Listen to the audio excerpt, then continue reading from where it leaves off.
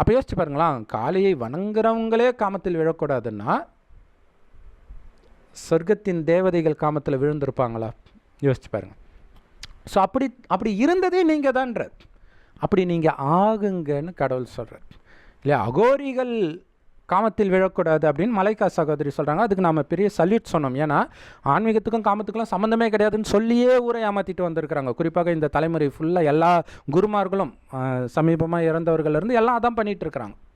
ஆனால் இந்த சகோதரி குறைஞ்சபட்சம் அகோரியாச்சும் காமத்தில் விழக்கூடாதுன்னு சொல்லியிருக்கிறாங்களே. ஆனால் இந்து மதம் மற்ற மதம் மாதிரி கிடையாது. அது இந்து மதம்ன்றதே ஒரிஜினல் பேர் கிடையாது. ஆதி சனாதன தேவி தேவதா தர்மம், சொர்க்கத்தில் வாழ்ந்தவர்கள். அப்படியே நரகத்தில் மறுஜன்மம் எடுத்து வரும்போது ஹிந்துன்னு நம்ம சொல்லிக்க ஆரம்பிச்சிட்டோம். ஏன்னா அந்த தேவதைகளுக்குரிய குணம் இல்லை, காமம் கோபம் பற்று பேராசை அகங்காரத்தில் விழ ஆரம்பிச்சிட்டோம். இப்போ கடவுள் அந்த வயோதிகர் பிரம்மா